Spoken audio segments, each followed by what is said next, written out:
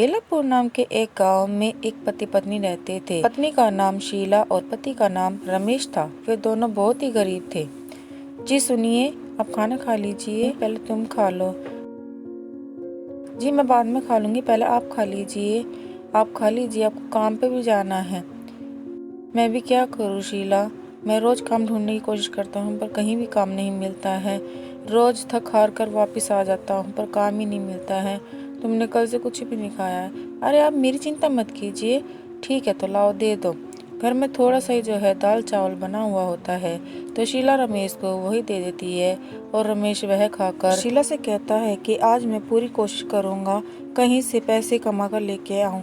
जी आप चिंता न करें, आपको जरूर काम मिल जाएगा। यह कहकर रमेश घर से निकल जाता है। वहीं उसी गांव में दूसरी तरफ एक भिखारन बुढ़िया सुबह से भूखी भूखी प्यासी गांव में घूम रही होती है। वह लोगों से खाना मांग रही होती है लेकिन हर कोई उसे वहां से भगा देता था। वह बेचारी निराश उदास होती हुई फिर से किसी और घर में जाके खाना मांगती है पर कहीं भी उसे खाना नहीं मिलता।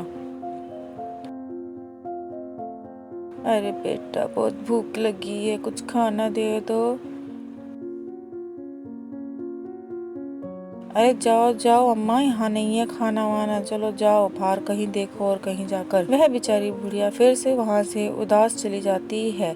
घूम चलते चलते वह शीला की झोपड़ी के पास जाकर पहुंचती है और वहां कुछ खाने के लिए गुहार लगाती है। अरे बेटा घर में कोई हो तो कुछ खाने को दे दो, बहुत भूख लगी है, भगवान तुम्हारा भला करेगा। वहीं रमेश और शीला रात के खाने के लिए बैठे ही थे कि तभी उनको एक आवाज़ सुनाई देती है। अरे बहुत भूख लगी है, कुछ खाने को दे दो, भगवान तुम्हारा भला करेगा। रमेश यह सुनकर शीला से बोलता है कि कौन है। शीला जाकर देखती है तो वह एक बूढ़ी औरत अपने घर के आगे खड़ा हुआ देखती है। वह पूछती है तो उसे पता चलता है कि वो बुढ़िया बहुत भूखी है। उसकी वह बात सुनकर शीला अपना परोसा हुआ खाना उस बुढ़िया भिखारन को दे देती है। ये लीजिए माँ जी, यही है, आप इसी से जो है अपनी भूख को शांत कर लीजिए। बुढ़िया वह खाना पाकर बहुत खुश होती है और खुशी खुशी खा लेती है और वह खाना खाकर बहुत खुश होती है।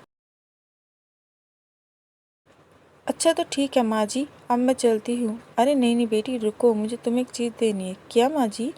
मैं तुम्हें एक थाली देती हूँ, वह थाली तुम्हें तुम्हारी मन चाहे हर चीज़ देगी। वह बुढ़िया अपने थैले में से एक सुनहरे रंग की थाली निकाल कर शीला को देती है और बोलती है, ये लो बेटी, ये तुम्हारी हर मनोकामना पूर्ण करेगा। तुम इससे जो भी मांगोगी ये तुम्हारी हर इच्छा पूरी करेगा। शीला खुशी खुशी उस थाली को ले लेती है और अंदर जाकर और वह बुढ़िया उस थाली को देकर वहां से चली जाती है और शीला और रमेश उस थाली से पहले चावल मांगते हैं और देखते ही देखते थाली चावलों से भर जाती है और ये देख उन दोनों की खुशी का ठिकाना न रहता।